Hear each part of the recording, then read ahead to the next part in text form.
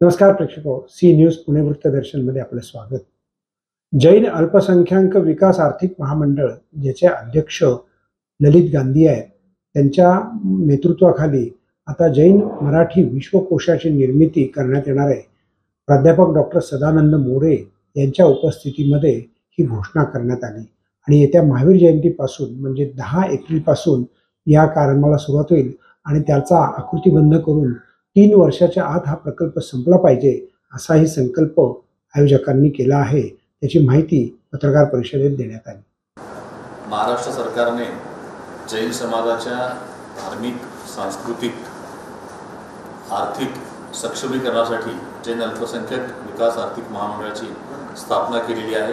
या महामंडळाच्या प्रमुख उद्देशामध्ये जैन धर्माच्या प्राचीन तीर्थक्षेत्रांचं संरक्षण, संवर्धन, प्राचीन ग्रंथ संपदेचं संरक्षण, संवर्धन, पुनर्लेखन आणि संशोधन आणि जैन साधू संतांच्या विहाराची सुरक्षा या धार्मिक सक्षमीकरणाबरोबर सांस्कृतिक विकास असेल, सामाजिक विकास असेल आणि वैयक्तिक आर्थिक सक्षमीकरण या सगळ्या उद्देशासाठी या महामंडळाची स्थापना केलेली आहे। याचाच एक प्रमुख भाग म्हणून जैन साहित्याचं मराठी भाषेला अभिजात भाषेचा दर्जा मिळाल्यानंतर मराठी भाषेत हे सगळं साहित्य उपलब्ध व्हावं, जैन धर्माने वेगवेगळ्या क्षेत्रात लिहिलेल्या प्राचीन ग्रंथ संपदेचा उपयोग मराठी भाषेतल्या सर्व संशोधकांना व्हावा, जगभर याविषयी जे संशोधन उपलब्ध आहे ते सगळं संशोधन एकत्रित व्हावं आणि अशा प्रकारचा एक जैन मराठी विश्वकोश तयार करण्याचा निर्णय महाराष्ट्र सरकारच्या जैन अल्पसंख्याक विकास महामंडळाने घेतलेला आहे।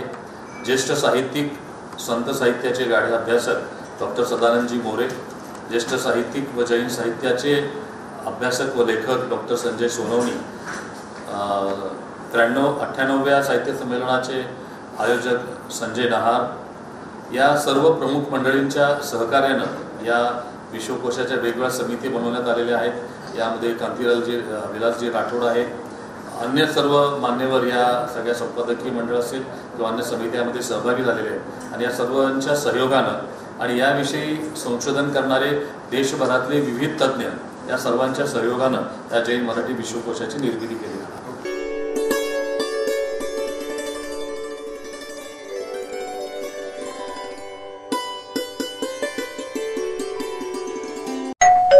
अहो उठा ना, ऑफिसला नाही का जायचं? अगं मला आज फ्रेशच वाटत नाही, काही करायची इच्छाच नाही। अहो मग तुम्ही आजपासूनच न्यू युनायटेड फार्मसीचे गुड मॉर्निंग चूर्ण घेणं सुरू करा। अपचन, मलावरोध, बद्धकोष्ठ, आम्लपित्त आणि पोटाच्या तक्रारींवर खात्रीशीर आयुर्वेदिक उपाय गुड मॉर्निंग चूर्ण। 35 वर्षांपासून सगळ्यांच्या पसंतीचे गुड मॉर्निंग चूर्ण औषधांच्या प्रत्येक दुकानात मिळते।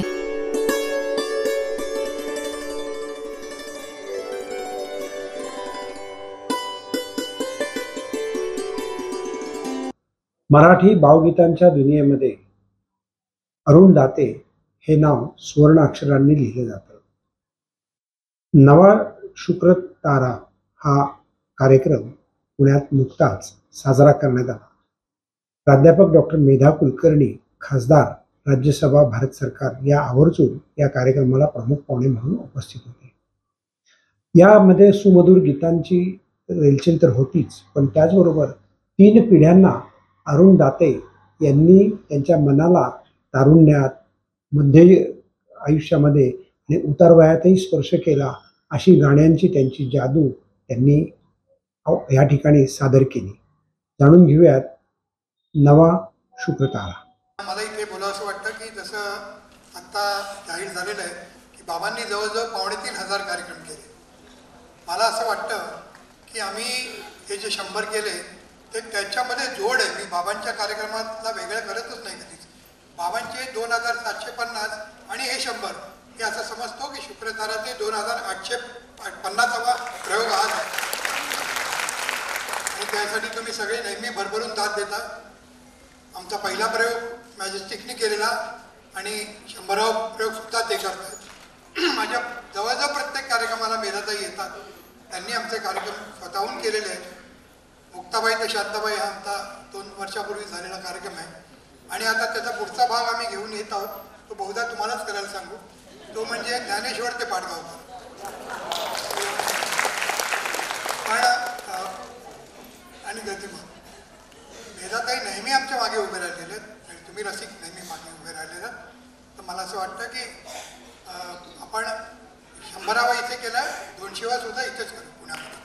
रावेना श्रीराम जय राम जय जय राम, श्रीराम जय राम जय जय राम, अविरत होती यावेना, अविरत होती यावेना, श्रीराम जय राम जय जय राम, श्रीराम जय राम जय जय राम.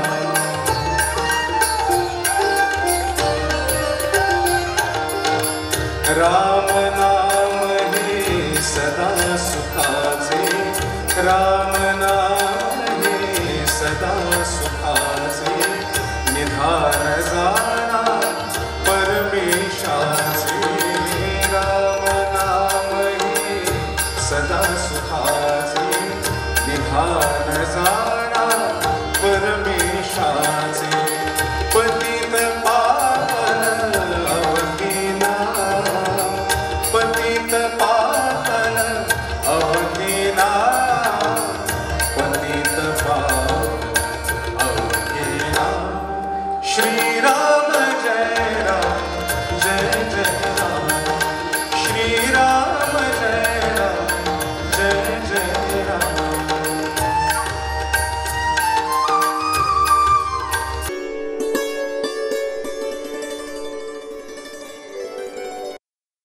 माणसाने त्याच्या 2 हातांमध्ये हातोडी छिन्नी घेतली तर शिल्पकृती निर्माण होते, एका हातामध्ये पेन्सिल घेतली तर कलाकृती निर्माण होते. रंग ब्रश असे जर त्यांनी घेतले तर त्याच्यातनं उत्तम रंगांची उधळण करत चित्रकृती निर्माण होते. पण केवळ रेषा आणि त्याही बोलक्या करायच्या हे काम विवेक रेषा या प्रदर्शनात आपल्याला पाहायला मिळतं. तेव्हा आपण जाऊयात बालगंधर्व रंगमंदिर.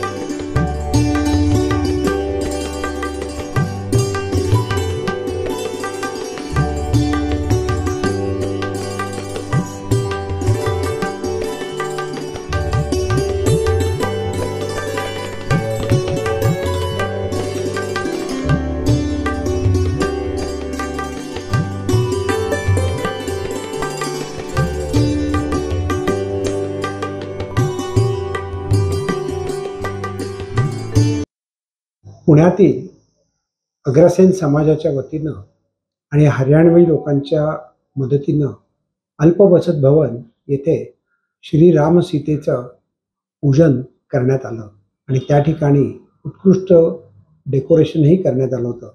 त्यांच्यासमोर गायकांनी राम सीता यांचा जीवनाचा प्रवास आपल्या गायनातनं व्यक्त केला तेव्हा आपण जाऊयात अल्पवचन भवत.